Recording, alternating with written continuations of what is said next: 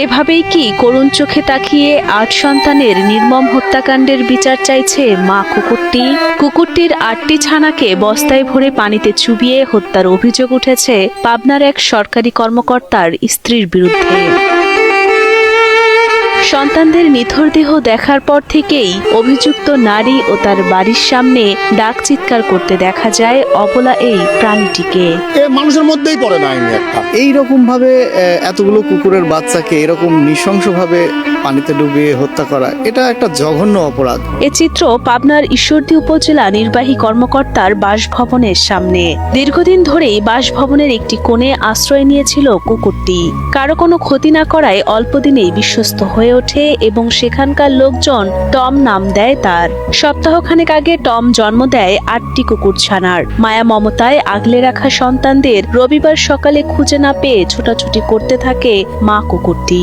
তার ছোটাছুটি দেখে স্থানীয়রাও খুঁজতে থাকে ৮ কুকুর ছানাকে। পরদিন পাশের এক পুকুরে ছানাগুলোকে বস্তাবন্দিভাবে মৃত অবস্থায় পাওয়া যায়। পরবর্তীতে জানা যায় কুকুর ছানাগুলোকে বস্তাবন্দি করে পুকুরের পানিতে ফেলে দিয়েছেন উপজেলা পল্লী উন্নয়ন ও সমবায় বিভাগের ক্ষুদ্র কৃষক উন্নয়ন ফাউন্ডেশনের কর্মকর্তা হাসানুর রহমান নয়নের স্ত্রী। ঘটনাটি জানাজানি হলে এলাকা জুড়ে সৃষ্টি হয় তীব্র ক্ষোভ ও শোকের। অবলা প্রাণীর প্রতি এমন পৈশাচিক আচরণে হতবাক সবাই।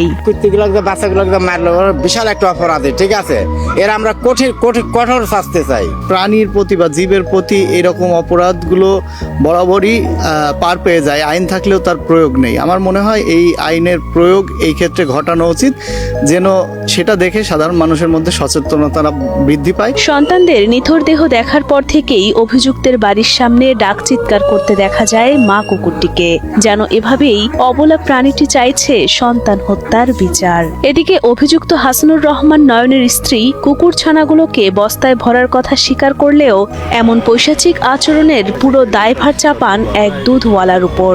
ইচ্ছাকৃতভাবে তিনি এমনটি করেননি বলেও দাবি তার। আমি তো মুরগির বাচ্চা কোনোদিন ধরিনি। পাশে দুধ দিতে আসেন, উনি বললো যে মা তুমি এখানে বাচ্চা এইভাবেই করলে তোমার এরা তো এখানেই ৮টা বাচ্চা যদি ঘোরাফেরা করে তোমার জন্য অনেক পেইনফুল হয়ে যাবে। তুমি এটা নিয়ে পাশে কোথাও রেখে আসো যাতে তোমার বাচ্চাদের কোনো ক্ষতি না হয়। তো আমি তখন বললাম যে ঠিক আছে, তাহলে আপনি এগুলো একটু কষ্ট করে যদি ব্যাগে উঠায় দিতে পারেন আমি একটু সাইডে দিয়ে দিই। এখন এটা আমাকে ব্লেম করা হচ্ছে যে আমি ফেলে দিচ্ছি। সোমবার দুপুরে কুকুরের ছানাগুলোকে উপজেলা নির্বাহী কর্মকর্তার বাসভবনের পাশে মাটির নিচে পুঁতে রাখেন উপজেলা অফিসের কর্মচারীরা। এ বিষয়ে পাবনার ঈশ্বরদী উপজেলার শীর্ষ কর্মকর্তা মোহাম্মদ মনিরুজ্জামান জানান, ইতোমধ্যেই কোয়ার্টার ও ক্যাম্পাস থেকে অভিযুক্তের স্বামী হাসানুর রহমান নয়নকে অপসারণ করা হয়েছে। আসলে দুঃখজনক ঘটনা। তো এটা যখন গতকালকে আমরা জানার পরে আমরা তাৎক্ষণিকভাবে এর জন্য যে দায়ী ব্যক্তি একজন অফিসারের স্ত্রী তার বিরুদ্ধে ব্যবস্থা নেওয়া বলতে আমাদের কোয়ার্টার থেকে তাকে অপসারণ করা হয়েছে এবং ক্যাম্পাস থেকেও অপসারণ করা হয়েছে।